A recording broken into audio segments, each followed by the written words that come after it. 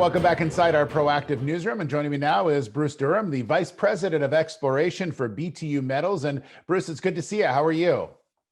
I'm doing very well. I'm down in sunny Texas right now, actually. I got out of Red Lake about a week ago. Okay, well, welcome from Texas. There we have it. Lots to talk about, obviously, what's going on with your Red Lake gold camp. First off, you put out a news release talking about visible gold in the bedrock. So maybe you can explain the significance of this. Well, there are a couple of different points. One of which is, the Great Bear discoveries that they've been so successful on, called their LP fault area, is a new style of gold mineralization in the Red Lake belt, and that gold mineralization tends to be gold that's just distributed.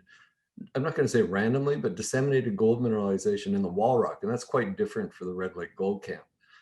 So the fact that we've found disseminated gold in some recent core drilling is actually, we think, very important and is along the lines of the LP fault structure style of gold mineralization. Yeah. Bruce, maybe you could talk a little bit about that area. You mentioned, obviously, Great Bear's LP fault. You talk geologically, just how you understand how that area works. You said it's a little bit different from other areas.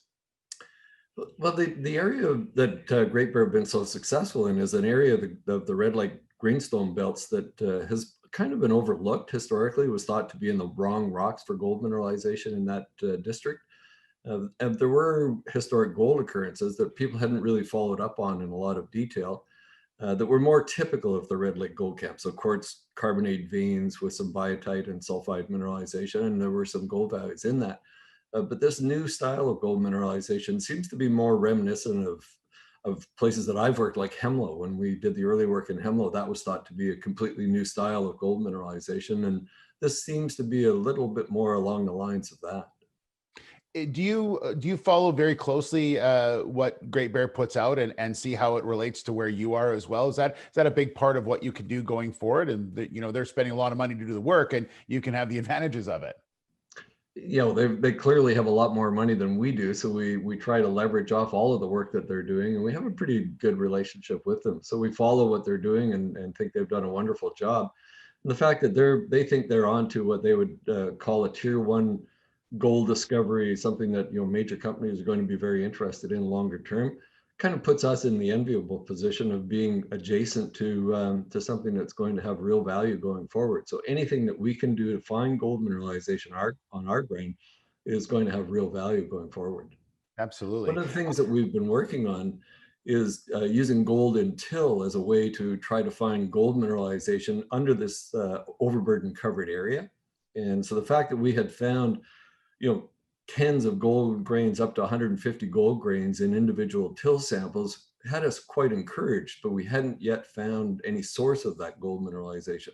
So this recent announcement that we made, where we announced we found gold in actual drill core, to me, I think says a lot about the potential to go find significantly more gold mineralization on our ground. Yeah, so that leads us into our last question. That is, what's next? You said that you have some things you want to go look at. So what is it you're going to be doing for the rest of this year and obviously into 2021? What's the work plan look like?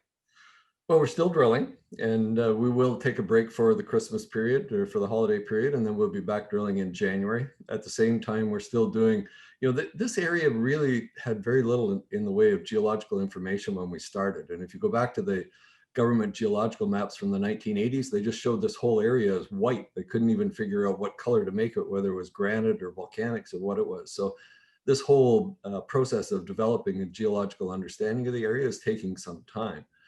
To that end, we're using till sampling, we're using geophysics, we're using whatever we can as far as tools to try to build a geological map. And so we're doing that at the same time we're trying to find significant sources of gold mineralization. So all of that work is continuing. We'll have drill results coming in January, and we'll finish this drill program and then carry on into January.